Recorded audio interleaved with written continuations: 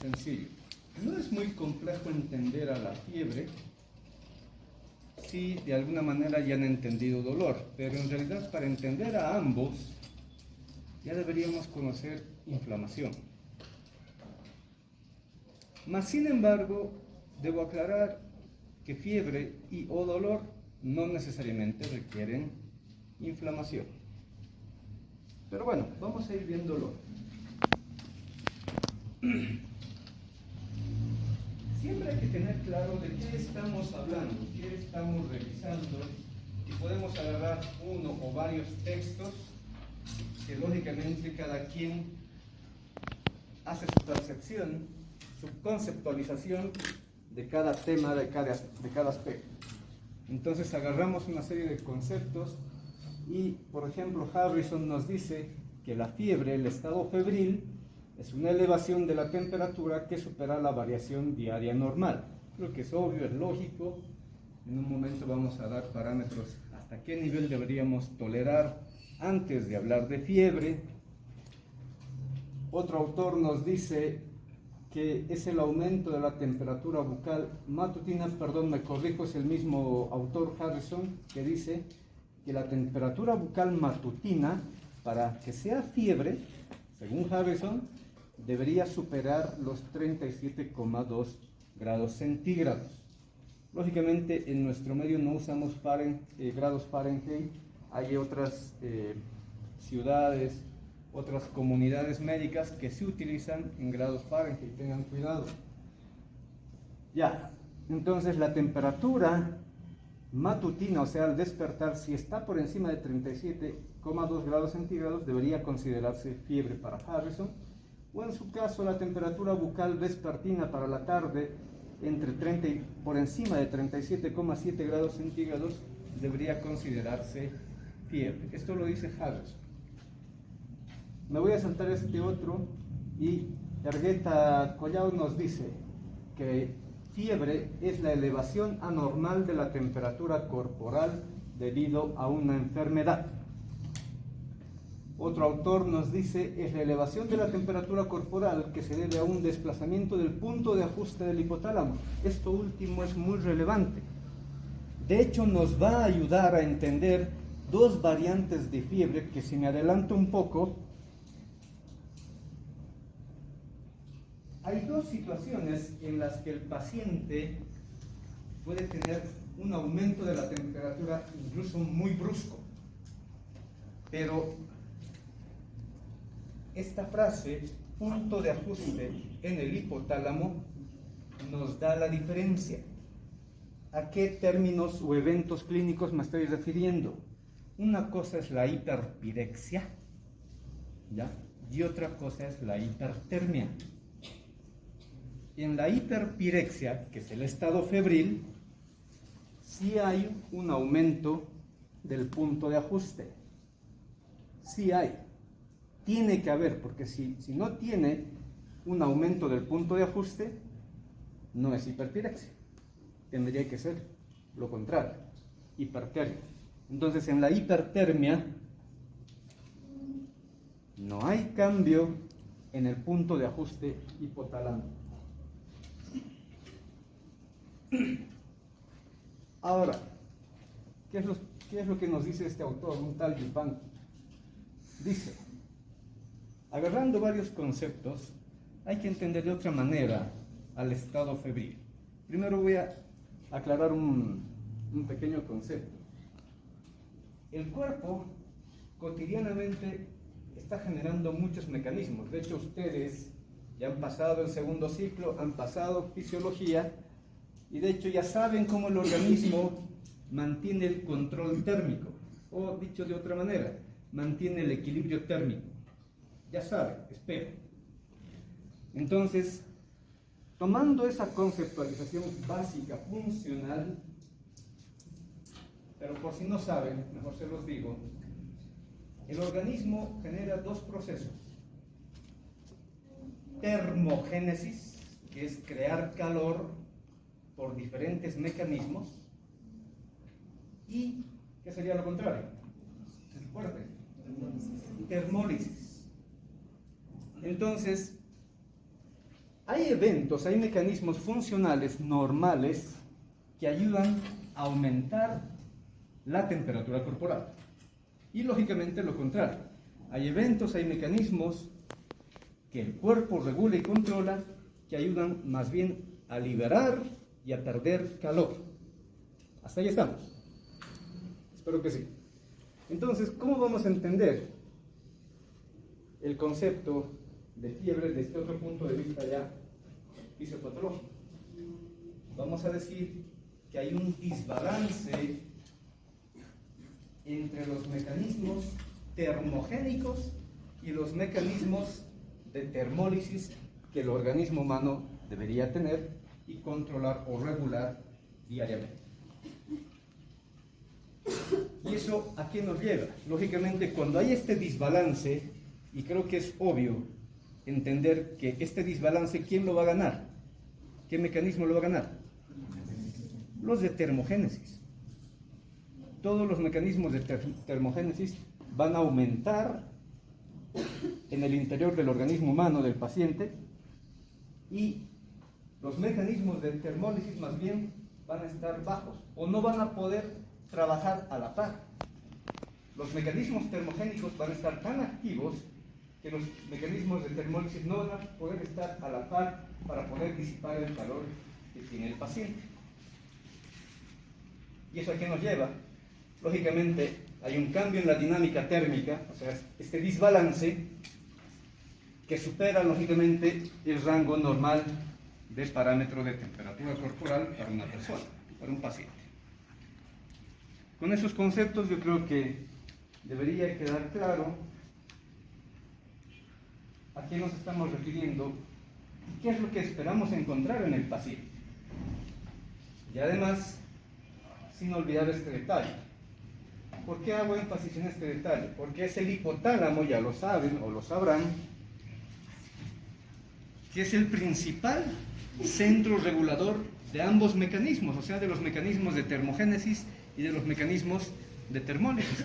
Él es el que percibe el cambio y determina cuál de los dos va a estar activo para mejorar la temperatura corporal, para mantenerla en un rango establecido, si la persona, el paciente, requiere perder calor sin estado patológico o necesita más bien ganar calor sin estado patológico. El hipotálamo es el que controla todo eso.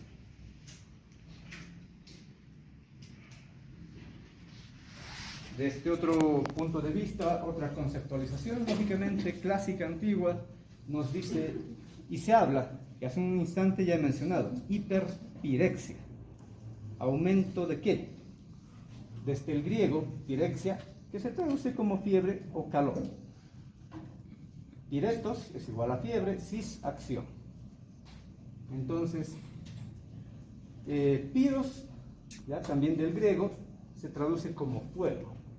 Fiebre violenta y exia, estado. Entonces, traducido de una manera, se puede decir que el estado de hiperpirexia, el estado febril, es un estado de fuego. O sea, como si nos estuviéramos quemando, como si estuviéramos con fuego. Es así la traducción literal que nos viene desde la historia.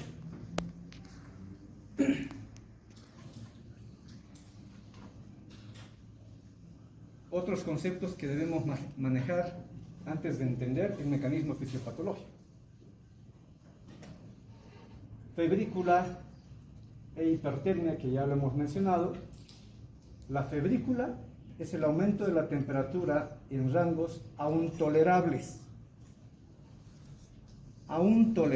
para el organismo humano, 37 a 38 grados centígrados. De hecho, hay otros autores que son un poco más amplios, pero prefiero que mantengan de aquí en adelante esta conceptualización de que en este rango todavía se puede tolerar este aumento de temperatura. Porque los autores, ¿qué nos van a decir? Incluso, como veíamos hace un rato, Harrison, ¿qué nos decía? En la mañana 37.2, en la tarde 37.7. Entonces el rango es más amplio, más amplio. La febrícula para otros autores va de 37.5 a 38.5. a 38,5. Pero por teoría es un aumento de temperatura tolerable. No le vamos a llamar fiebre aún. No le vamos a llamar fiebre aún. Pero ¿por qué insistiría yo en que nos mantengamos en este estado de rango? Sobre todo para pacientes pediátricos.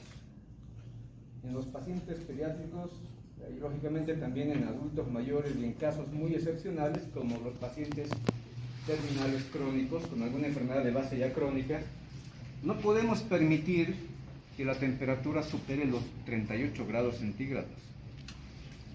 Sabemos que todavía no es fiebre, pero un paciente pediátrico con un cambio así tan ligero, de 37.6 a 37.8.9, ya están muy calientes los pacientes pediátricos, o algunos que ya han perdido el control, sobre todo de tipo neuronal.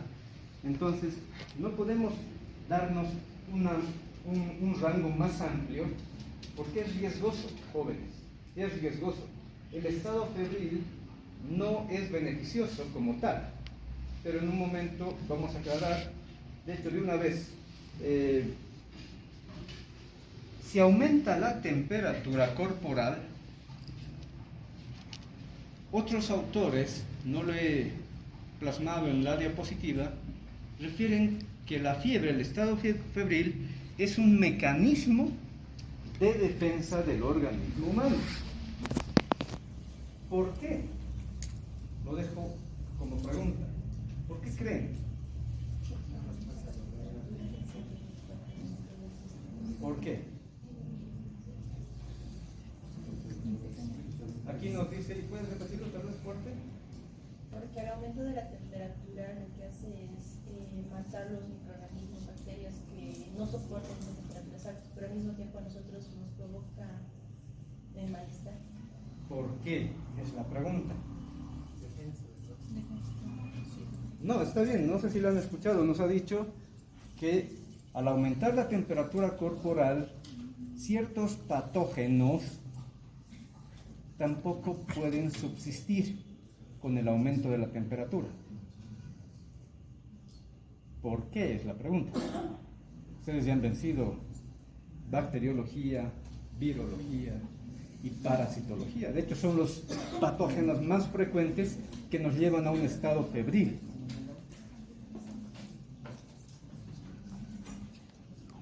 Está en una sola palabra la respuesta. Además, ¿por qué estos microorganismos, al igual que nosotros, bueno, de hecho nosotros nos hemos autoclasificados y a ellos también, ¿de qué manera? En relación a la tolerancia térmica.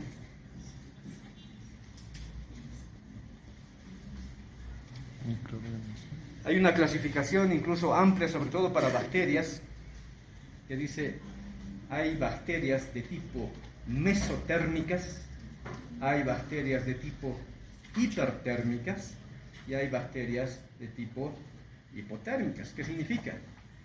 Que sobreviven a altas temperaturas, a temperaturas medias y a temperaturas bajas. Y de hecho el rango mesotérmico nos incluye. Nosotros somos seres vivientes, seres biológicos, ¿ya? Organismos en este planeta, mesotérmicos, junto con estas bacterias, hongos, parásitos, exceptuando los virus, que son otro tipo de patógenos, ¿ya? Entonces, al aumentar la temperatura corporal de la persona, del paciente, como esa bacteria, hongo, parásito, tiene esa capacidad similar a la nuestra de tolerar solamente un rango de temperatura, entonces, cuando le subimos la temperatura a su medio, porque nosotros vamos a ser su medio de supervivencia, bueno, momentáneamente, entonces le estamos alterando el medio a la bacteria. Y de hecho, entre comillas, no debería sobrevivir. ¿Cierto?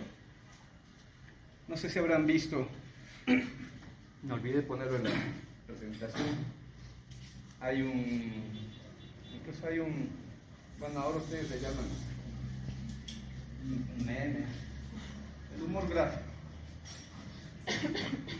donde está una célula y está una neurona que pertenece al hipotálamo. Y la célula está ardiendo en llamas. Bueno, de hecho es todo un tejido. Y le dice a esta célula de a la neurona del hipotálamo: señora neurona del hipotálamo, están los microorganismos invadiendo un tejido X. Están los microorganismos invadiendo un tejido X. Y el tejido le dice a las neuronas del hipotálamo: señoras neuronas, estamos siendo agredidos. ¿Qué podemos hacer?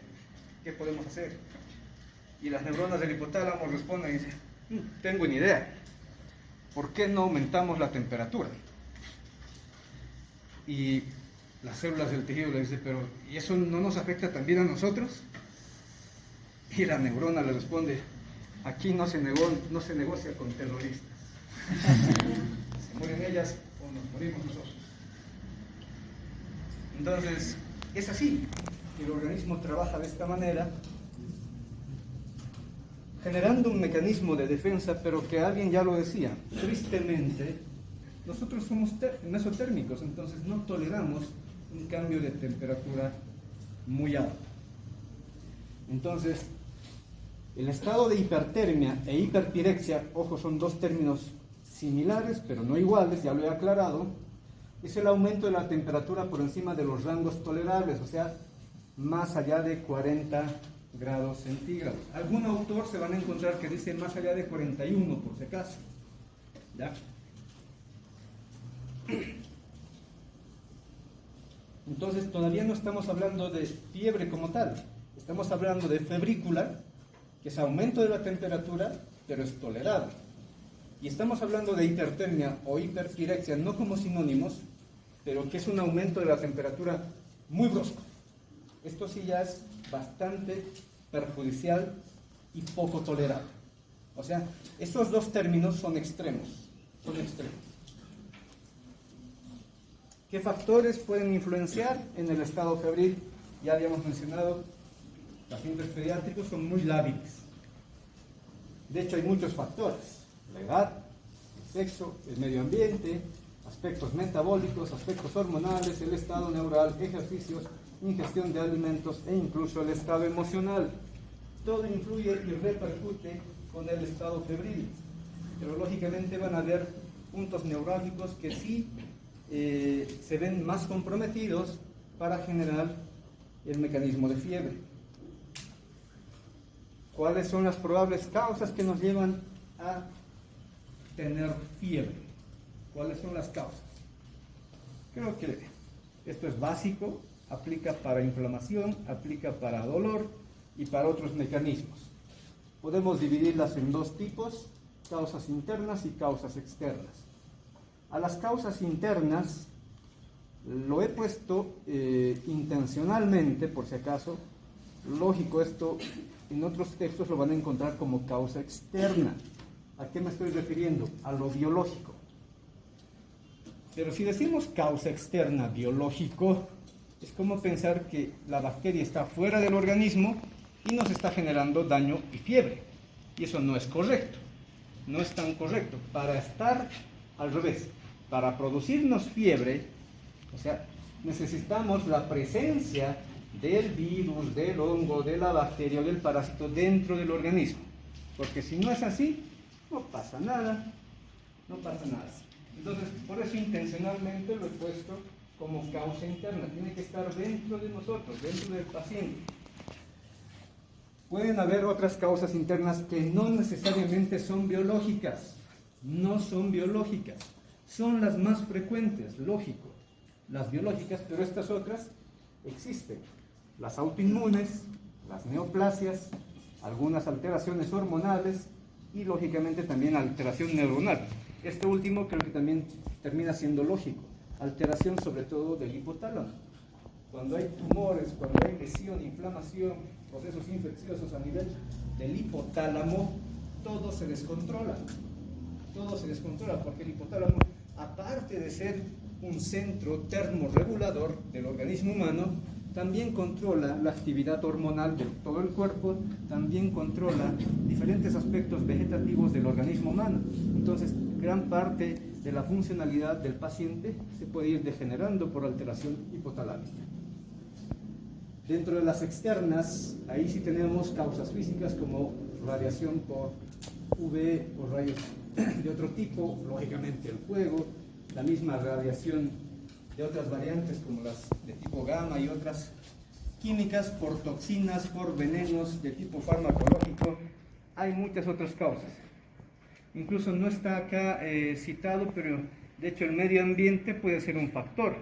No olviden que hay pacientes, bueno, en nuestro medio no tanto, pero puede ocurrir. No tanto en el sentido de que no tenemos, digamos, un ambiente como en otros países, una playa sobre todo, pero tenemos ríos, tenemos lagos, y cuando la persona, el paciente, va hacia esos sitios y lógicamente tenemos un cielo despejado, los rayos UV llegan hacia el fluido, hacia el líquido, hacia el agua, entonces al rebotar generan un aumento de temperatura que además esos mismos rayos UV directamente también están afectando hacia el organismo humano de la persona y por lo tanto en algunas ocasiones, no siempre, algunos pueden aumentar su temperatura corporal solamente por el medio ambiente externo, ¿ya?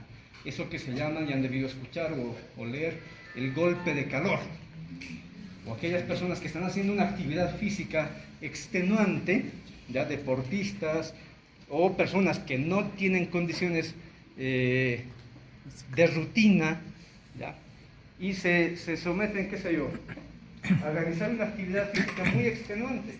Nunca han corrido, pero se anotan en una maratón y empiezan a hacer el trabajo dinámico y tristemente en un momento caen, se desvanecen. Otra cosa es el paro cardíaco por esa actividad, pero no lo vamos a tocar ahora. Entonces aumenta la temperatura corporal y se desvanecen porque no están en preparación, no están en tolerancia para estos cambios bruscos de temperatura. Entonces estos golpes de calor también son generados por el medio externo y por el mismo medio interno, el dinamismo corporal.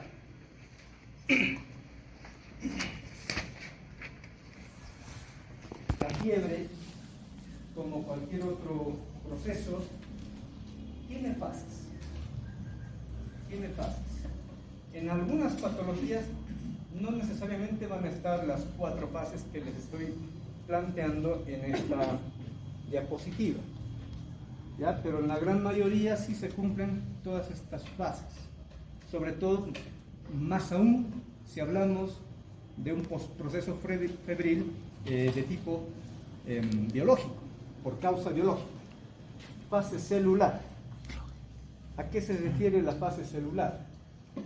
Repito, esto aplica para causas biológicas. Si viene un microorganismo X, virus, hongo, parásito o bacteria, estas últimas suelen ser las más frecuentes, lógicamente, ¿qué hace el organismo humano?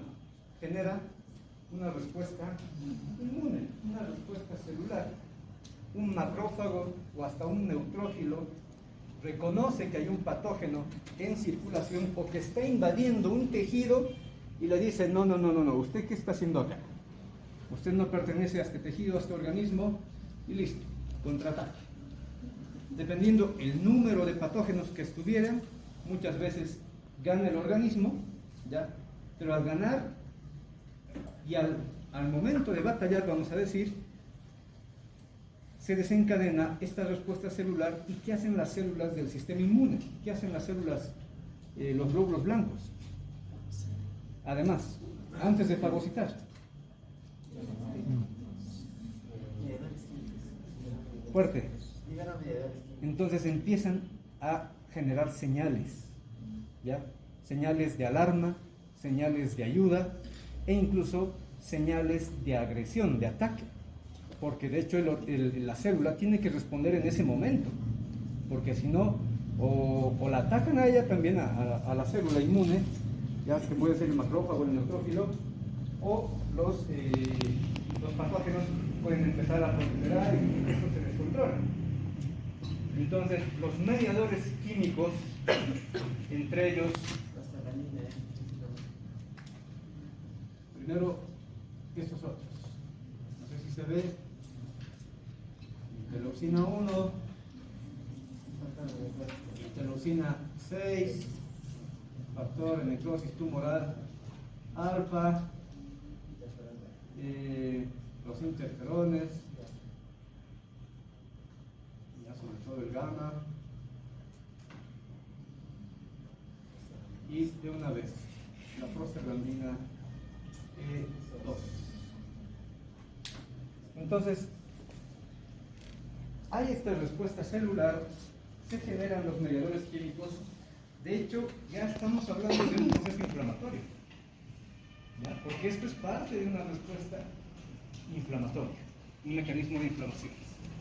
Entonces, se activan estas células, generalmente glóbulos blancos, neutrófilos, macrófagos, y luego estarán consecuentemente activando las otras células que son más agresivas, los linfocitos, y viene luego la fase humoral. Entonces, en la fase humoral, perdón que la nota de este costado, no puedo rayar acá, ya no ves más pisado. Entonces, en la fase humoral, ya estos componentes interleucina son típicos. De hecho, el siguiente capítulo, deberíamos haber empezado con inflamación, repito. El siguiente capítulo, que es inflamación, creo, nos va a reiterar todo esto, o gran parte de lo que estoy hablando.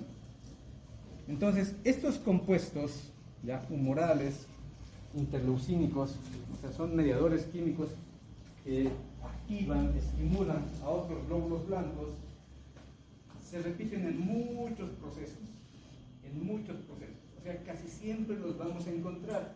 Entonces, los reitero: interleucina 1, interleucina 6, factor de necrosis tumoral alfa, interferón gamma, que por cierto está mal abreviado, es en mayúscula, interferón gamma, y la prostaglandina E2. La última es la que nos interesa. Entonces, estas células, dependiendo del tipo de agresión, van a producir más o menos prostaglandina E2. Más o menos prostaglandina E2. Eso depende de la respuesta inmune, depende del número de patógenos que están presentes en el tejido agredido, y depende también del tipo de tejido agredido. Imagínense que esto fuera hueso. El hueso no genera tanta respuesta inmune, ¿ya?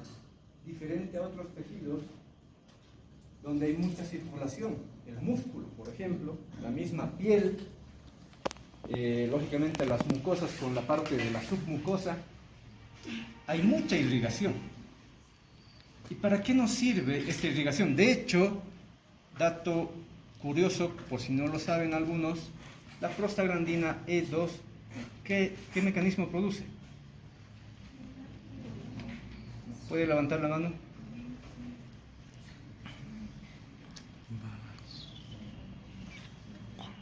Activan las células gliales del hipotálamo. No, todavía. Ni siquiera estamos en hipotálamo, eso está ocurriendo en cualquier tejido. Puede ser superficial, puede ser profundo, puede ser muy proximal al encéfalo, o puede estar muy distal al encéfalo. Todavía no estamos en neuronas. El vasodilatador. Es un vasodilatador muy importante. De hecho, me voy a adelantar y me disculpo con el colega que está a cargo del siguiente tema. No por nada, cuando nos cortamos, que ya es un mecanismo de agresión no biológico, porque puede ser que nos pinchamos o nos cortamos, aunque lógicamente casi todas las superficies que conocemos tienen cierta cantidad ya de patógenos. Fuera de aquí, supongamos que es una hoja de bisturí estéril y nos cortamos. Anatomía, aunque en anatomía no se usa nada estéril. Entonces, suponiendo que usamos un cuchillo, una hoja estéril y nos cortamos por accidente, supuestamente no hay patógenos, pero nos hemos generado daño, ¿ya? Esto va a desencadenar en un mecanismo y un proceso inflamatorio, y se van a producir los mediadores que ya estamos citando. ¿por qué creen que después ese sector, no importa que es una pequeña parte o una gran área de tejido, una gran masa de volumen del organismo, ¿por qué creen que se vuelve rojizo? Porque hay vasodilatación y no es el único vasodilatador. No es el único vasodilatador como mediador químico. La misma histamina, la bradicilina y otros coadyuvan en el proceso de vasodilatación y el sitio se enrojece. ¿Cuál creen que es el objetivo? No quiero meterme mucho en tema de inflamación, pero hay que tristemente mencionarlo. ¿Cuál creen que es el objetivo de generar vasodilatación? ¿Para qué necesitamos vasodilatar? Para regenerar el área. ¿Para qué exudado de linfocitos? Pero no está utilizando bien el término exudado. Perdón, ¿para qué diapiresis? Todavía no están en diapedesis. ¿Ya? ¿Para Simplemente qué captación? todavía. Para que lleguen más células. Regeneración celular. Para que lleguen más células leucocitarias. Más glóbulos blancos. O sea, necesitamos dilatar el vaso para que haya mayor flujo de sangre y en ese mayor flujo llegan más glóbulos blancos. No olviden que glóbulos blancos pues, es una mínima cantidad de todo el componente celular sanguíneo, solamente entre 5.000 a 10.000 para la mayoría de los autores, a diferencia de los glóbulos rojos, ya desde 4.5 hasta 6.5 millones inclusive por milímetro cúbico, o sea, es una gran diferencia. Necesitaríamos que se desangre el paciente para que lleguen todos los linfocitos al sitio de la lesión, pero ese no es el objetivo. Bueno, al final entonces se produce la vasodilatación y se está generando el mecanismo o respuesta celular y humoral en base a un mecanismo de inflamación. ¿Qué va a pasar? ¿Qué va a pasar? ¿Y qué es lo que nos interesa dentro del proceso y mecanismo fisiopatológico de la fiebre? Es bastante sencillo, jóvenes, bastante sencillo. Hay más semiología que teoría de fisiopatología de fiebre. Este componente se produce en gran cantidad, prostaglandina E2. Eso significa que probablemente el patógeno o es muy agresivo o están en gran cantidad, en un número muy considerable, o que por su defecto pueden producir compuestos químicos que hace un rato hemos dicho, toxinas. Entonces esas toxinas estimulan a que las células endoteliales produzcan más prostaglandina E2 junto con óxido nítrico, que también es vasodilatador. Y viene entonces la fase neurológica. ¿Cómo va a ser la fase neurológica del estado febril? Con una alta producción de prostaglandina E2, ¿qué va a pasar con la prostaglandina?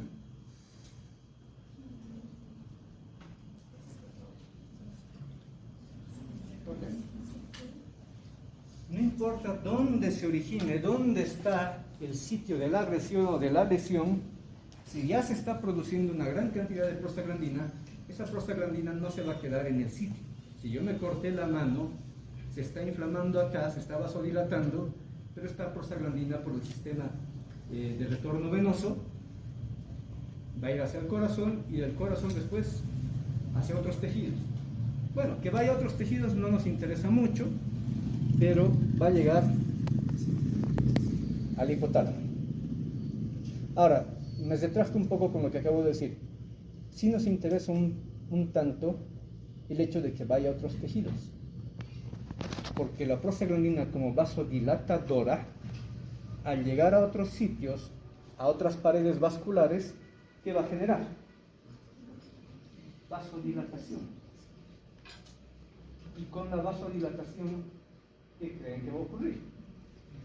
En cualquier lugar. Cualquier. Mayor flujo de sangre. Y si hay mayor flujo de sangre, ¿qué va a pasar en ese tejido?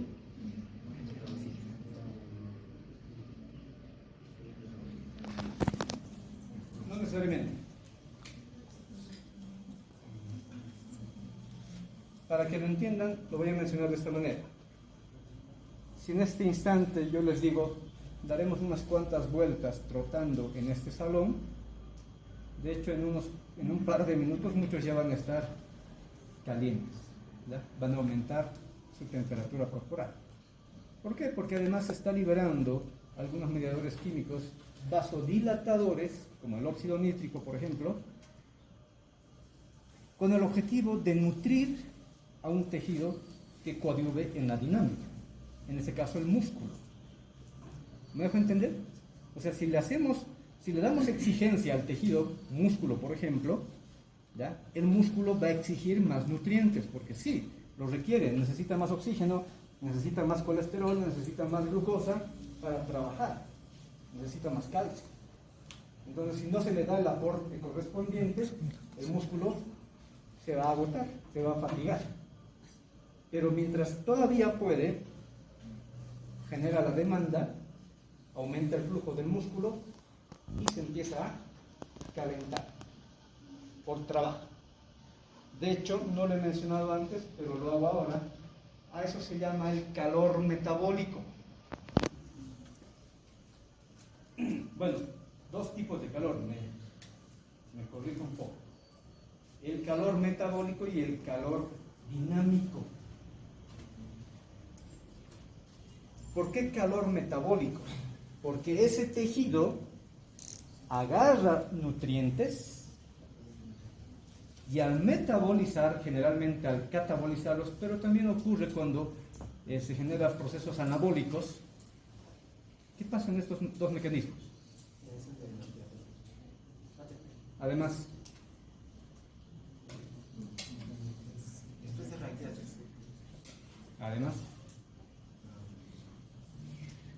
química básica. Ahora le vamos a llamar bioquímica. ¿Qué son los procesos catabólicos y anabólicos? Alce la mano, por favor, alguien. Dicho de otro modo, un poquito más profundo, pero muy simple. Se rompen enlaces, se forman enlaces, ¿ya? Sobre todo de tipo covalentes. Al romper enlaces se libera energía. Al formar enlaces también se libera energía, así como puede haber gas. Pero igual, en muchos procesos metabólicos se genera más bien. ¿Por qué creen? De hecho, hay una teoría que dice, después de la ingesta de alimentos, no deberíamos tomar la temperatura. ¿Por qué? Lógico. Porque el tubo digestivo, como ya va a empezar a trabajar más, va a generar demanda de flujo de sangre para dirigir todos estos nutrientes que está absorbiendo y que está metabolizando. Por lo tanto, el tubo digestivo va a empezar a estar un poco más caliente. O sea, aumenta su temperatura. No digo que está en estado febril, ojo. Solamente aumenta ligeramente la temperatura del tubo digestivo. Y ese aumento de temperatura interno luego se va reflejando en los órganos adyacentes, o sea, en todo el abdomen, se puede disipar hacia el tronco y hacia las extremidades. Entonces, si en ese momento tomamos la temperatura, nos va a dar un dato errado. No es bueno, mucho menos tomar la temperatura después de que el paciente haya realizado una actividad física. Tampoco podemos hacer eso porque es el mecanismo similar. Bueno, no nos desviemos. Entonces, la prostaglandina E2 empieza a circular porque hay vasodilatación, ya no en un solo tejido, sino se empiezan a vasodilatar diferentes tejidos, y de hecho no queda exento en proceso de vasodilatación el sistema nervioso central. Entonces hay vasodilatación del sistema, de los vasos sanguíneos del sistema nervioso central, es decir, las carótidas, principalmente las carótidas internas, se vasodilatan, aumenta el flujo cerebral, y al aumentar el flujo cerebral, fácilmente la prostaglandina llega hacia el hipotálamo, y las neuronas del hipotálamo, ¿qué van a hacer? No necesariamente captarlo.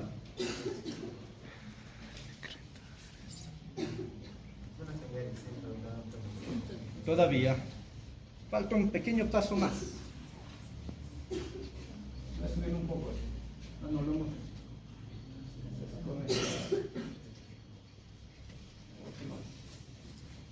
Debo escribir un poco. Ya, de una vez. Tenemos mucho tiempo. Entonces, llegan hacia las neuronas del hipotálamo, tiene su receptor respectivo, la prostaglandina E2, y genera una respuesta intracelular de segundo mensajero. Genera una respuesta intracelular de segundo mensajero. Y entonces, la célula, la neurona, empieza a producir ¿qué? Lo más básico que puede tener un proceso celular interno. Disculpen que radio por azar. AMP, primero otra vez. AMP cíclico. Adenosín monofosfato cíclico. Lógicamente esto se puede extraer desde dos componentes, desde el trifosfato de adenosina o desde el difosfato de adenosina, que sería lo lógico y obvio. ¿Ya? Entonces, el ATP se convierte en AMP de manera cíclica y es este último el que finalmente ingresa hacia el núcleo de la célula neuronal, para ser más específico, hacia qué célula, hacia qué núcleo va a ir. Núcleo preóptico. Porque el núcleo preóptico del tálamo óptico, del hipotálamo, porque el núcleo preóptico del tálamo es considerado como el centro termorregulador del organismo humano.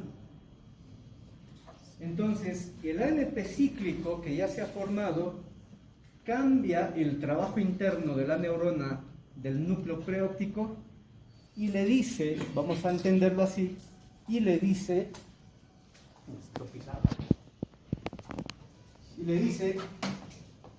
ya no vamos a trabajar entre 36.5 y 37.5, que esa es habitualmente la temperatura rango normal. Ya no vamos a trabajar entre 36.5 y 37.5, o sea, ya no vamos a estar en mesotermia, vamos a aumentar. Y esta neurona del núcleo preóptico, lógicamente no puede negar ni rechazar la orden, e inmediatamente cambia el punto de ajuste, lo que decíamos en el concepto. ¿Ya? O sea, ¿qué es el punto de ajuste?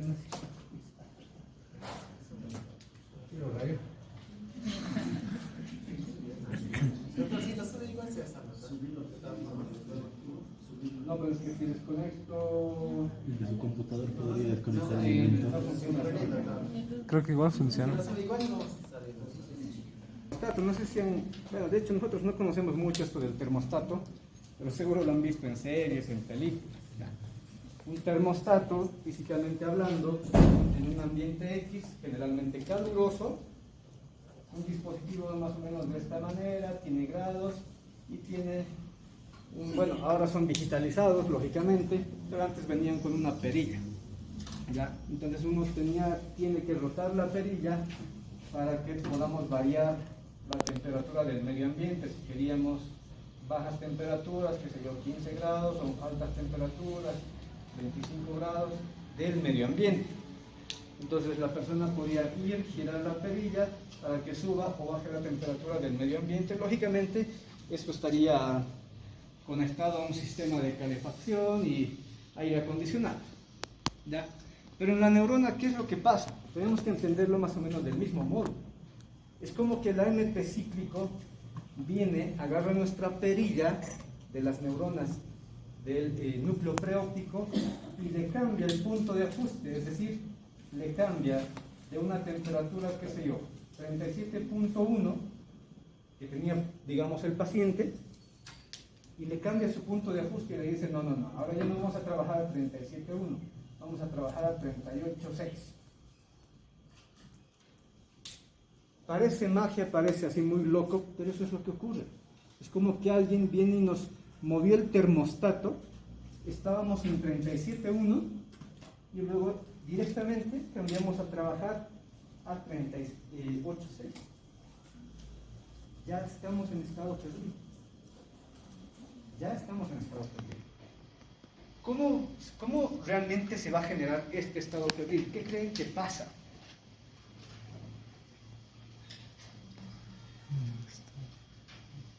Volvamos al concepto. ¿Cuál es el concepto que yo les he brindado de manera directa?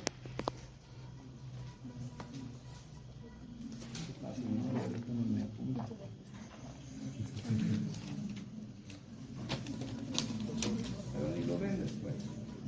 Así como ni leían los apuntes. Cambia la dinámica terminal corporal. Simple, jóvenes. Ya les dije, hay un desbalance de los mecanismos termogénicos y los de termólisis. Entonces empiezan a predominar mecanismos termogénicos. ¿Qué mecanismos termogénicos van a empezar a activarse? Vasoconstricción. No. Sobre todo vasodilatación, hemos dicho, hay mucha prostaglandina, E2. Entonces el cuerpo en general empieza a tener vasodilatación y el aumento del flujo de sangre, creo que es lógico. ¿Qué pasa si hacemos este mecanismo? De hecho, cuando nos hace frío hacemos esto. Porque ¿qué estamos haciendo? Fricción.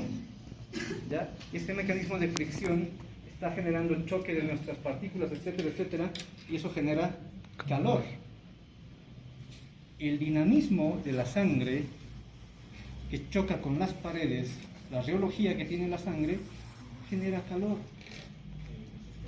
Entonces, al vasodilatar y al aumentar el flujo de sangre en el organismo humano, que es casi de manera sistémica, entonces gradualmente empieza a subir la temperatura corporal. Sumado a eso, en la fase neurológica, la misma prostaglandina E2 y otros mecanismos, como por ejemplo, estímulo de tipo simpático,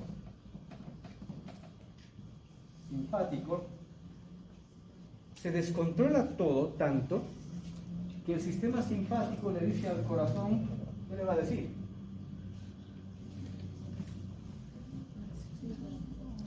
Tranquilo. Nos están exigiendo mucha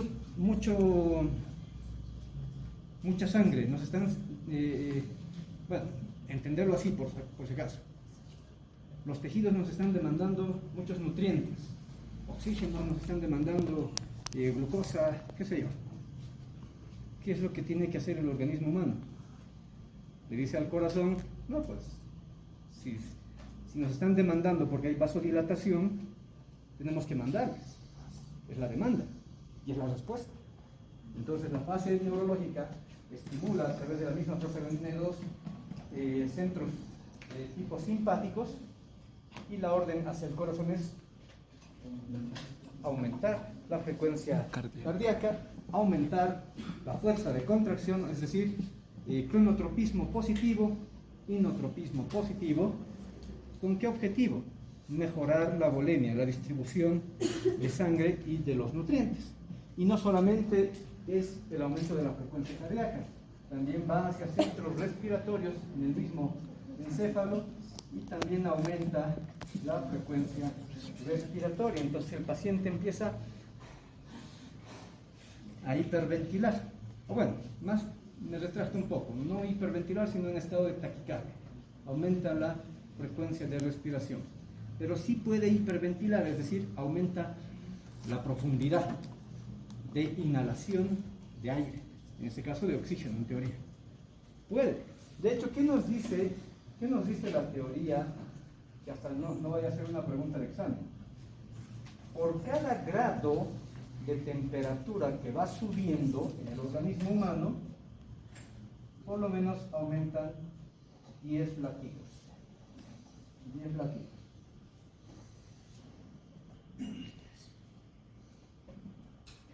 O sea, fácilmente, si estamos ya en 38, ya han aumentado unos 10 latidos al ritmo y a la frecuencia de contracción del corazón. Entonces, el aumentar la frecuencia cardíaca y aumentar la fuerza de contracción mejora lo que ustedes ya seguro conocen, el gasto cardíaco. Mejora el gasto cardíaco, o sea, aumenta el flujo de sangre que está circulando sobre todo por el sistema arterial. Eso en teoría, o sea, ¿por qué? Porque aparentemente los tejidos están demandando. Porque aparentemente hay tejidos que han generado vasodilatación y tienen que compensar con aumento del flujo, porque si están vasodilatados, ¿qué va a pasar con la presión arterial? Si hay vasodilatación, ¿qué ocurre? Disminuye la presión arterial. Entonces, eso para un tejido no es beneficioso, mucho menos para quién, para el riñón o los riñones. Los riñones no pueden trabajar con flujo bajo, y si los tejidos están demandando por vasodilatación, el riñón va a hacer lo mismo, va a decir, no, si a mí no me mandan sangre, yo voy a fallar. Y lo hace, puede terminar fallando en estado febril. ¿Ya? Entonces también aumenta la demanda de flujo renal, pero tristemente no se lo puede compensar, porque gran parte del flujo está yendo a tejidos periféricos y algunos profundos, dependiendo dónde esté el sitio de origen del mecanismo febril. ¿Ya? ¿Dónde está el sitio? Si era la piel, si era un órgano interno, si era, no sé, de plano intermedio, músculos, articulaciones, tejido adiposo, dependiendo.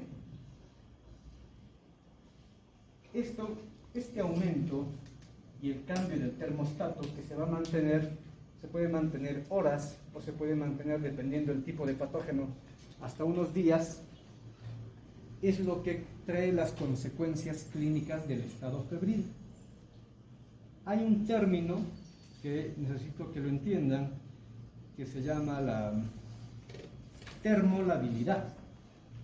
Termolabilidad. Lo voy a explicar de esta manera para que se entienda. Si yo someto, bueno, como un ejemplo incluso, no me malentiendan el ejemplo que voy a citar, ¿qué pasa cuando tristemente una persona muere por fuego, se quema? Al final, ¿qué suele quedar? Donde hubo fuego, cenizas quedan. No, generalmente los que resisten son los huesos.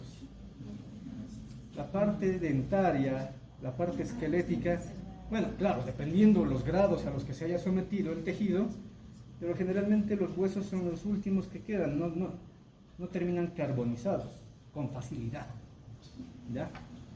Entonces, hay tejidos, con ese ejemplo, hay tejidos que son termolábiles. Y no me estoy refiriendo a que hay que someterlos a una calor extrema para carbonizarlos. No. Solo en estado febril. Hay tejidos termolábiles. ¿Como quiénes? ¿Por qué duda? Sí, las neuronas. Las neuronas, cuando aumenta la temperatura, la génesis del impulso eléctrico neuronal se dificulta. O sea, la neurona, entre comillas, como que se atonta y no puede generar su potencial de acción, y si no hay potencial de acción, no se transmite la información con facilidad. ¿Sí o no? Entonces, ¿qué pasa en la fase neurológica cuando ya ha aumentado la temperatura y las neuronas se ven alteradas en su mecanismo funcional básico? De hecho, nos genera la gran parte de las manifestaciones clínicas, incluido con el trabajo simpático. El paciente tiene depresión neurológica que se traduce en estado de somnolencia, se traduce en estado también de adinamismo,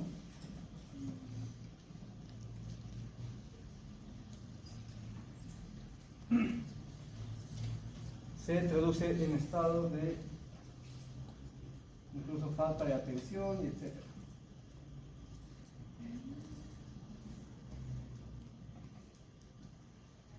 Lógico, o sea, si las neuronas no tienen esa capacidad de tolerar ciertos cambios de temperatura y trabajan mal cuando ya estamos en estado febril, el paciente lo que va a manifestar es alteración cognitiva en general y alteración dinámica también general.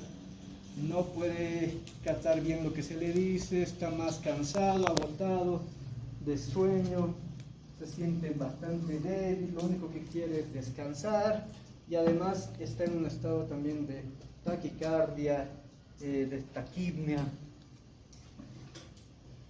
porque aparentemente los tejidos estuvieran demandando alta cantidad de nutrientes por vasodilatación, oxígeno, glucosa, que de hecho no es así, no es así. Y además en la fase neurológica el cambio de temperatura también genera hipoapetencia o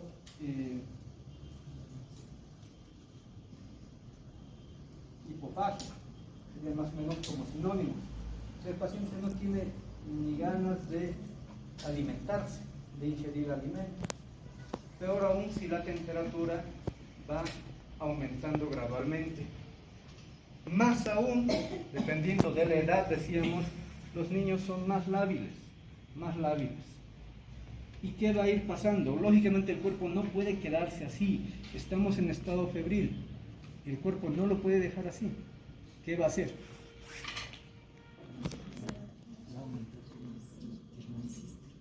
Va a estimular a los mecanismos de termólisis, lo mejor que pueda, lo mejor que pueda. Entonces, de hecho, con la respuesta simpática ya empiezan, porque esto no puede ser, primero que suba la temperatura y recién voy a empezar a bajarla.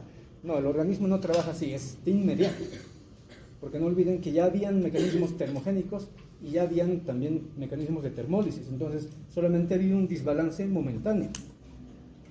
En este caso, los mecanismos de termólisis empiezan con la activación del sistema simpático. ¿Cómo lo hace? Bueno, aparte de generar estas respuestas, el sistema simpático hace lo siguiente. Genera, junto con la prostaglandina E2, vasodilatación periférica, pero vasoconstricción central. Vasoconstricción central. Y esto último también explica por qué hay una fase neurológica. O sea, gradualmente el flujo de sangre disminuye para la parte central. Gradualmente. No estoy diciendo que se pierde el flujo. Va disminuyendo de modo gradual. ¿Y para qué necesitamos vasodilatación periférica?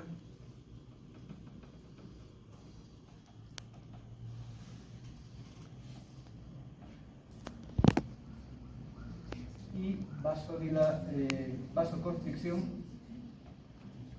central.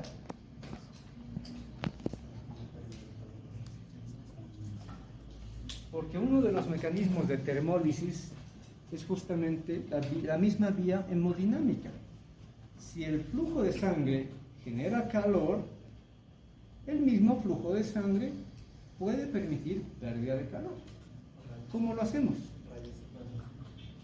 Porque la circulación periférica superficial en la piel del organismo del paciente ya febril hace que se empiece, por el aumento de la temperatura, hace que se empiece a evaporar y disipar calor, ¿ya?, por vía transdérmica.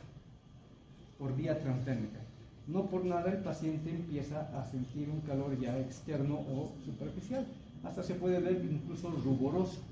El rostro se puede ver enrojecido, las manos también un tanto enrojecidas, sobre todo las palmas o las plantas de los pies. ¿Ya? Entonces, todo eso compete a la fase neurológica que actúa en efecto en el sistema nervioso y en el paciente. Y luego se viene la fase postfebril, lógicamente, cuando ya probablemente el organismo ha vencido al patógeno, y al vencer al patógeno o al captar a todas las toxinas, o dependiendo, al ya contrarrestar la agresión, sea física, sea química, o sea biológica, sea interna o sea externa, lógicamente el organismo ya tiene que regular la temperatura corporal y luego viene la fase de convalescencia febril. O sea, después de la fiebre, el paciente va a ir recuperando gradualmente, pero no olvidemos lo siguiente que se me está yendo. En todo este mecanismo simple básico, mientras se está produciendo vasodilatación periférica, se está perdiendo calor, pero además se está perdiendo ¿qué? Agua. Entonces el paciente empieza a deshidratarse. Y eso empeora este estado. Empeora el estado de hipoapetencia, somnolencia, dinamismo, falta de atención, etcétera, etcétera. Empeora. Entonces necesariamente al paciente febril sí o sí hay que, además ya de limitar el ascenso de la temperatura, hay que ir disminuyéndole gradualmente, también hay que rehidratar, porque no está perdiendo agua por vía renal. De hecho, el flujo, la tasa de filtración glomerular disminuye, porque son otros tejidos los que están demandando flujo de sangre y no así la parte central, ¿ya? Los órganos internos. Entonces al riñón le llega poca sangre, por lo tanto se genera poca producción de orina y de hecho el paciente en esa etapa febril puede no necesariamente miccionar una gran cantidad de volumen de orina, sino lo mínimo. Entonces entra en estado de oliguria, disminuye el volumen de producción de orina. Bueno, entonces hablando ya hemos hablado de hecho de todo el mecanismo, casi todo el mecanismo fisiopatológico que acontece en el estado febril, desde que se origina hasta que acontece el estado como tal febril. ¿Cómo lo vamos a clasificar a la fiebre? No sé si me van a dar más tiempo, creo que también tienen otra teoría. ¿Qué hora ya? ¿En serio?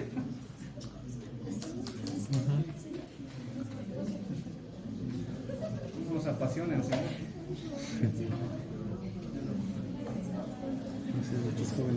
Bueno, esto que viene ya es un tanto más semiológico, ya no es tan fisiopatológico. Lo fisiopatológico está centrado en este esquema y en los factores que habíamos citado. Es muy sencillo el tema, relativamente sencillo. Entonces, fiebre, ¿no tienes otra clase? A las 2 de la tarde. ¿Por qué tan tarde? ¿Y no quieren ir a almorzar? Yo de hecho me estoy deshidratando. Entonces, hay maneras de clasificar a la fiebre según la evolución, según también algunos caracteres como la duración. Podemos clasificarla en fiebre continua cuando lógicamente en varias horas o incluso en varios días la temperatura siempre se mantiene alta por encima del rango que es 30, para algún autor 38, ya decíamos, para otros 38.5, porque antes de eso solamente es febrícula, después de eso ya es fiebre. ¿Hasta cuánto van a decirme ustedes? Fiebre es hasta 40 y 40.5 para otros autores, ¿ya?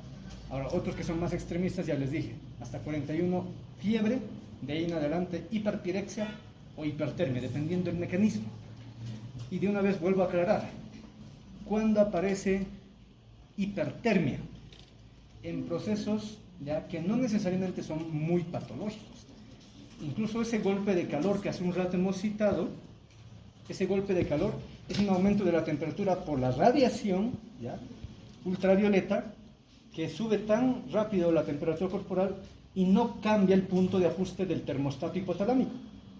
Directamente sube la temperatura de golpe y el paciente se desvanece.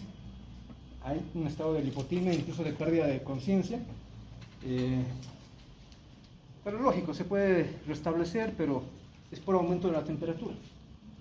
¿Ya? O los pacientes que están en hiperdinamismo que decíamos, rápidamente sube la temperatura, no hay un cambio de ajuste en el termostato, ojo, porque no se está produciendo necesariamente mucha prostaglandina E2. A diferencia de los deportistas, en los deportistas o los que hacen trabajo dinámico, se genera más óxido nítrico que prostaglandina E2, porque la prostaglandina E2 es más como mediador químico de procesos inflamatorios o patogénicos de daño tisular. Bueno, aclarado eso, entonces, según la evolución tenemos la fiebre continua, repito, que es que en diferentes horas en el día o en varios días se mantiene en estado febril. La fiebre remitente, cuando lógicamente hay fiebre, luego baja también, remite intermitentemente, además. La intermitente como tal es similar a la remitente, ¿ya? Pero puede tener espacios más amplios de temperatura normal y luego viene un pico febril. La recurrente, lo mismo, estamos en un estado febril, hay días en los que baja la temperatura y luego por mecanismos continuos, esto sobre todo se ve en muchos parásitos, vuelve a aparecer otra vez fiebre, pasan otros días, vuelve a aparecer fiebre de manera inusual. Según la duración, tenemos y la ondulantes, en la que creo que es un tanto obvia, gradualmente va subiendo, gradualmente va bajando, va subiendo, va bajando. Por la duración tenemos fiebres agudas, ¿ya? Fiebres crónicas y fiebre de origen desconocido. ¿Cuál es el lapso que se maneja? Aplica junto con el proceso inflamatorio. Fiebre aguda cuando dura menos de 2 semanas. Menos de 2 semanas. Fiebre crónica, ¿ya? Cuando supera las 2 semanas, pero no sobrepasa los 30 días. Algún autor dice hasta 40 días. Y fiebre de origen desconocido cuando ya ha pasado mucho tiempo, o sea, más de 30 días, algunos dicen 3, algunos dicen 4 semanas de evolución febril, o sea que no para el paciente de estar en estado febril o que es muy intermitente, pero es muy prolongado el tiempo del estado febril, del cuadro febril. Entonces, para reforzar la fiebre continua, en teoría el promedio siempre va a ser 37 grados. En la fiebre continua, como verán, siempre está en pico febril. ¿Ya? Indistintamente si baja medio punto, un punto, o sube medio punto o un punto, siempre está febril. Siempre está febril. En cambio, en la remitente, ¿ya? Como en las septicemias, está en estado febril, pero después vuelve a febrícula o puede ya volver a estado normal y luego otra vez pico febril, luego otra vez vuelve a bajar, entonces es remitente. En la intermitente algo similar, ¿ya? Pero ¿cuál es la diferencia entre estas dos? En la remitente la teoría dice puede variar entre 0 a 1 grado, ¿ya? En cambio, en la fiebre intermitente o fiebre héptica, los cambios son más bruscos, más allá de 1 grado para arriba, más allá de 1 grado para abajo, pero sube, baja. La fiebre recurrente que ya habíamos mencionado, pico febril, vuelve al estado normal, pasan unos días, no horas, días, y luego otra vez pico febril. Esto es muy típico, por ejemplo, del paludismo. ¿Ya? ¿Cuál es el otro nombre? Me he olvidado. Malaria, gracias. ¿Ya? El paludismo, generado por el plasmodium, es el que suele tener este tipo de fiebres. ¿Ya? Cada cierto tiempo, cada 3, cada 4 días. La fiebre terciana, la fiebre cuaternaria. Luego tenemos la fiebre recurrente, en la que unos días está febril, unos días no está febril, y otra vez pasando esos días vuelve a estar en picos febriles. La fiebre ondulante, que ya hemos dicho, gradualmente sube, baja. La fiebre de Epstein, que es una fiebre muy irregular. Puede subir 1 grado, bajar en medio grado, otra vez seguir bajando, seguir subiendo. Es muy irregular la fiebre de Epstein, ¿ya? Pero esos son cuadros ya un poco más específicos, como en el caso del linfoma de tipo no Hodgkin. Esto sí es importante porque con esto tenemos que catalogar a nuestro paciente su cuadro clínico febril. Su cuadro clínico febril. Es otra manera de clasificar a la fiebre, por su intensidad. ¿Ya? Por su intensidad. Febrícula menor a 38, no olviden que puede ser menor a 38.5. Fiebre ligera de 38.1 a 38.6, fiebre moderada 38.7 a 39.4, fiebre alta 39.5 a 40.5, dependiendo del autor que ustedes agarren. Hiperpirexia, ojo, hiperpirexia, no hipertermia, mayor a 40.5 grados. Por su duración, ya decíamos, de duración corta, 2 semanas o menos, cuando son agudas, de duración prolongada o crónica, entre 2 semanas a 3, algunos dicen hasta 4, y la persistente mayor a 3 semanas, donde entra también la fiebre de origen desconocida.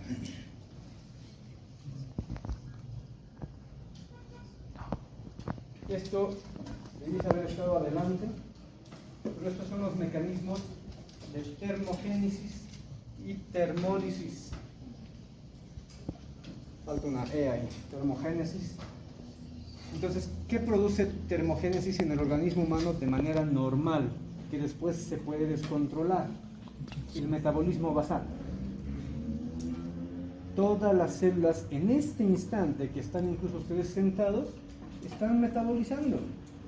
Glucosa, están metabolizando otros compuestos, se están generando además también nuevos compuestos. ¿Ya? Entonces, ¿qué hemos dicho? Se están formando enlaces, se están rompiendo enlaces. Todo eso genera el calor metabólico. La contracción muscular, de hecho, no sé ustedes, pero yo sí me siento caliente porque me ando moviendo de aquí para allá. ¿Ya? Entonces, el dinamismo corporal, sobre todo el trabajo muscular esquelético, que es muy amplio, muy vasto, repito, como hace un rato ya hemos explicado, el trabajo de cualquier tejido que genera vasodilatación del tejido por demanda de nutrientes, y la vasodilatación mejora el flujo, y al mejorar el flujo aumenta el calor del tejido. La digestión ya hemos mencionado, y la vasoconstricción coadyuvan en la termogénesis. ¿Qué pasa cuando la temperatura, por ejemplo, cae? De hecho ya está cayendo, estamos en otoño, muy pronto vamos a entrar a invierno. Nuestro cuerpo por fuera va a estar frío, ¿ya? Hay vasoconstricción periférica, pero vasodilatación central.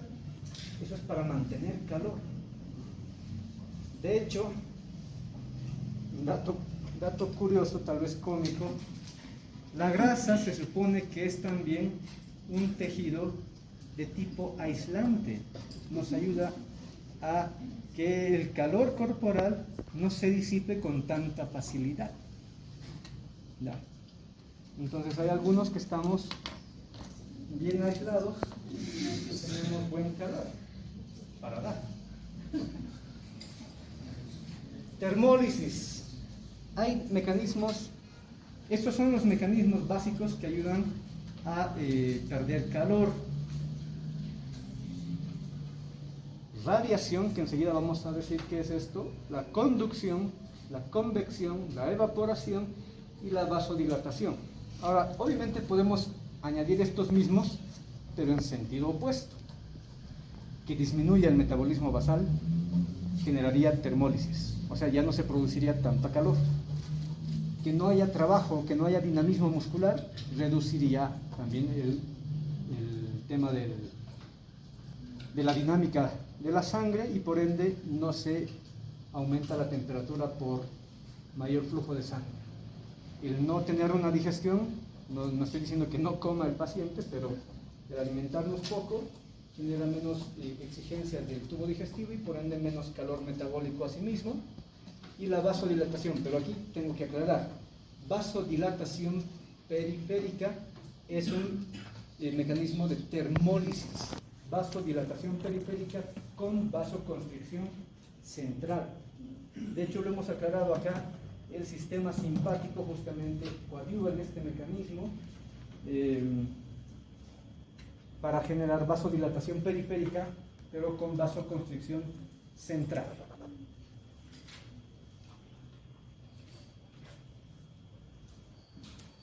¿Cómo perdemos calor entonces habitualmente? El más importante de todos es la radiación. Por radiación se pierde por lo menos un 60% del calor corporal. El mecanismo de radiación no son otra cosa que las ondas que genera cualquier materia, ¿ya? Cualquier materia por su trabajo molecular a nivel atómico, inclusive en este caso a nivel celular, a nivel orgánico. Nosotros, en este instante, ustedes pese que no están con mucho dinamismo, están perdiendo calor por radiación. ¿Cómo se entiende esto? De un modo más simple, es como el sol. El sol no está aquí con nosotros para calentarnos, solo su trabajo, ¿ya?, de sus compuestos atómicos moleculares hacen que su calor llegue hasta nuestro planeta.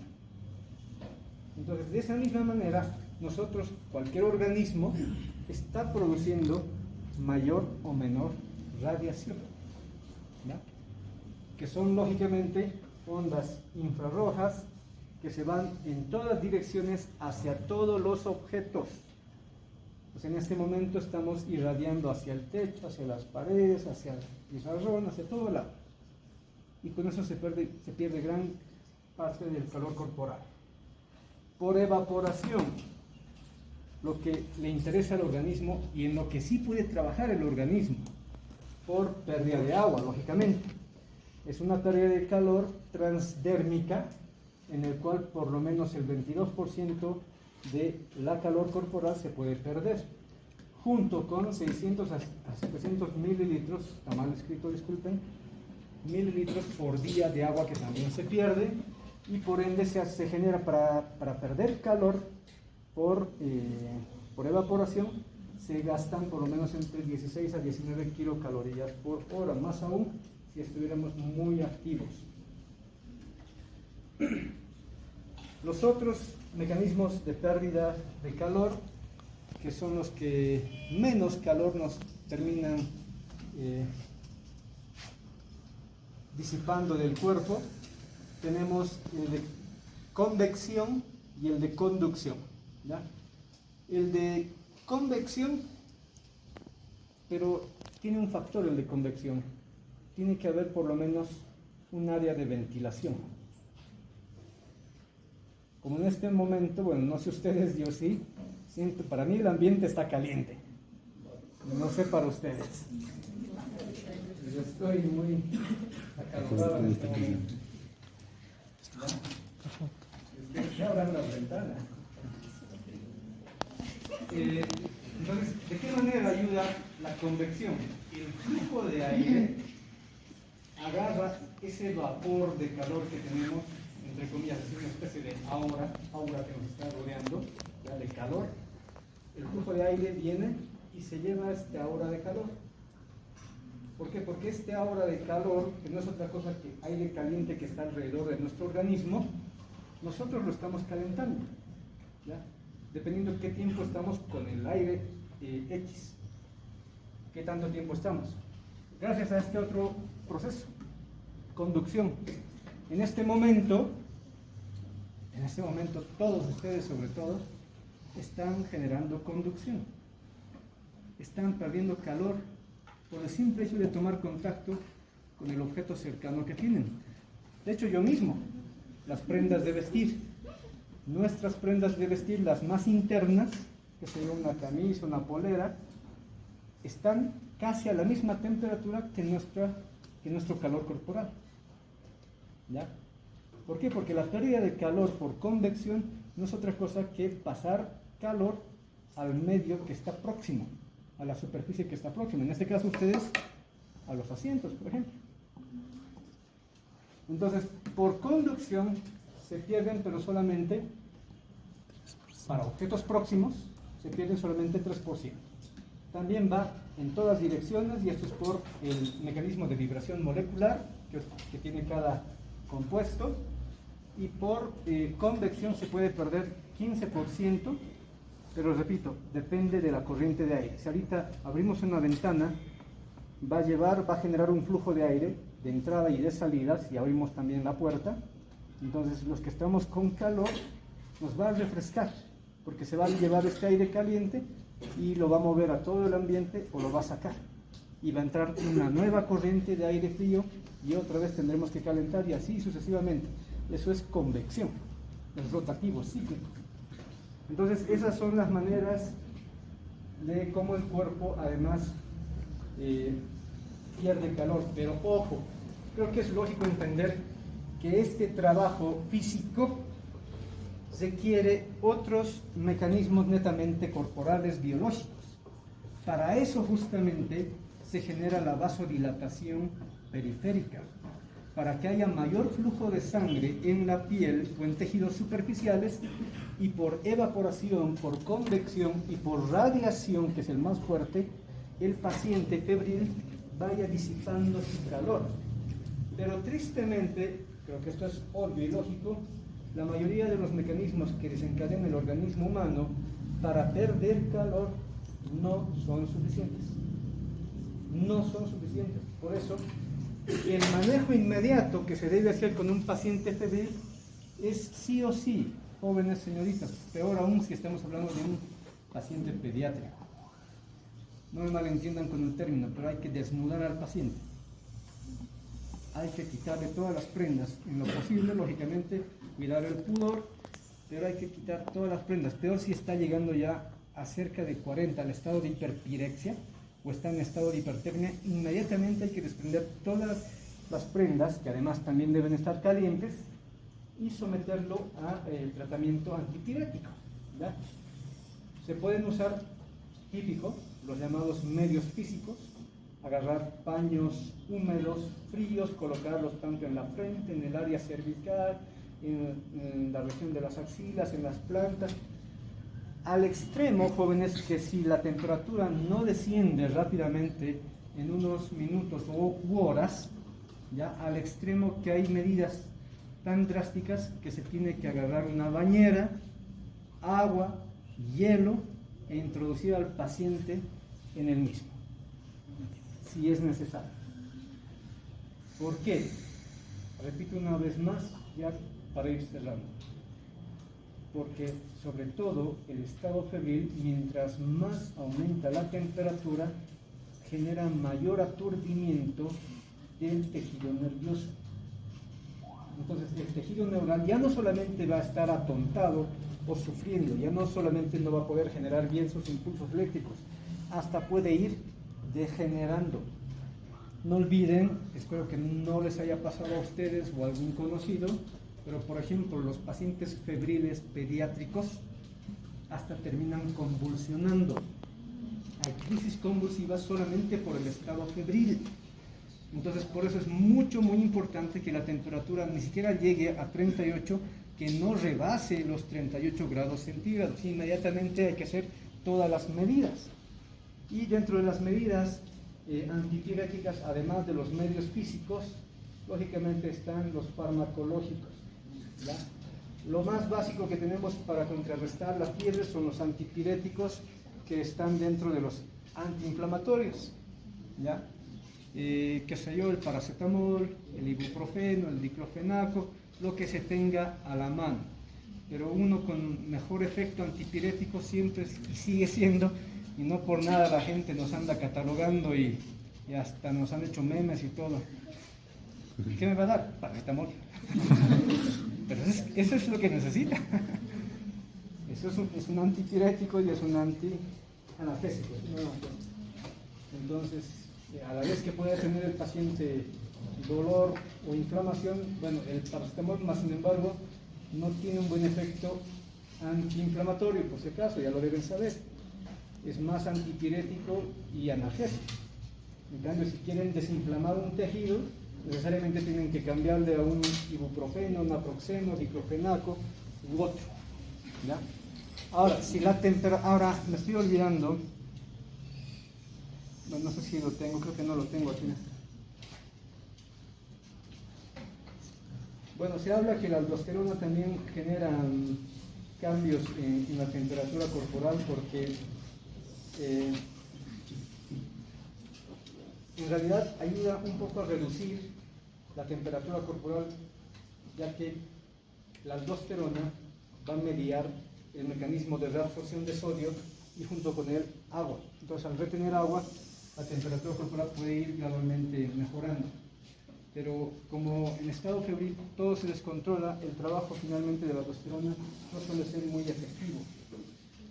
Bueno, esto es el centro termorregulador, el núcleo trófico que ya hemos citado.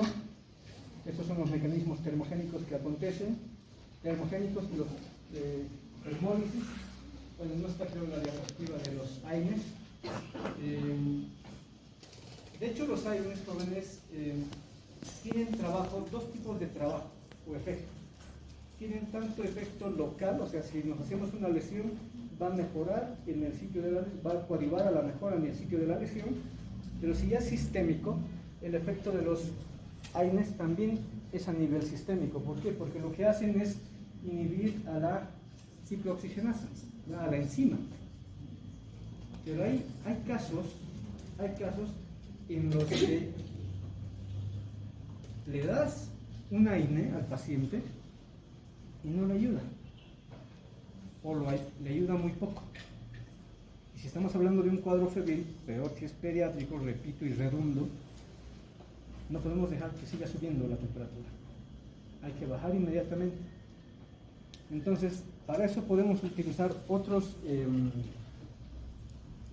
fármacos antipiréticos que también sean de carácter sistémico, pero sobre todo tengan trabajo a nivel central.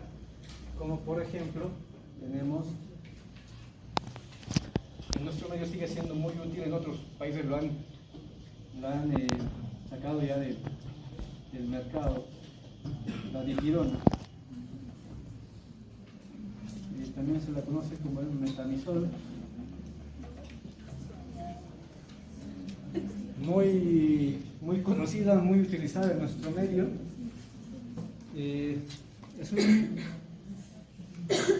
Para algunos autores es un AINE, pero es de mejor efecto. Está dentro de los AINES. ¿Cuál es el efecto del metamizol, por ejemplo? Ya no es inhibir a la enzima ciclooxigenasa. Ya no hace el trabajo. Hace un trabajo más amplio. ¿Dónde es su nivel de actuación? A nivel de la... Se me fue azul. Ahí está.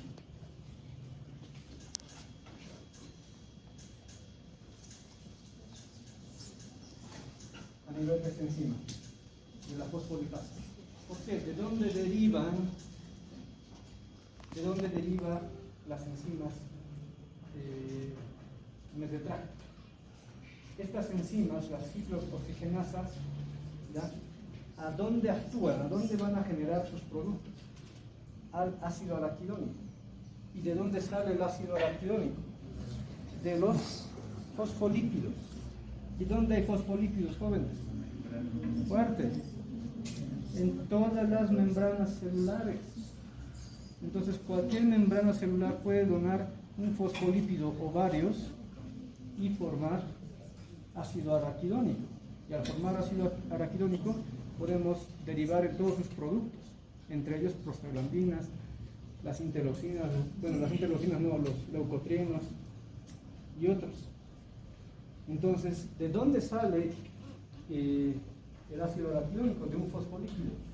¿Quién rompe al fosfolípido para convertirlo en ácido araquidónico? La fosfolipasa A2. Entonces, lo que hace, por ejemplo, la dipirona o metamizol es inhibir a la fosfolipasa. Entonces, si la inhibimos, y este trabajo va a ser generalmente a nivel central neurológico, entonces el efecto es un poco mejor. Así ya no se producen, porque me olvidé decir que la prostaglandina E2, cuando llega al hipotálamo, sigue estimulando a que ahí mismo ¿Quién murió? Mi computadora. Cuando la prostaglandina E2 llega hacia el hipotálamo, ahí mismo en el hipotálamo sigue estimulando que se produzca más prostaglandina E2. Entonces necesitamos que ahí se deje de producir prostaglandina E2 para que el hipotálamo ya pueda tomar el control y genere la regulación de la temperatura corporal. Bueno, señoritas jóvenes, con esto creo yo podemos concluir.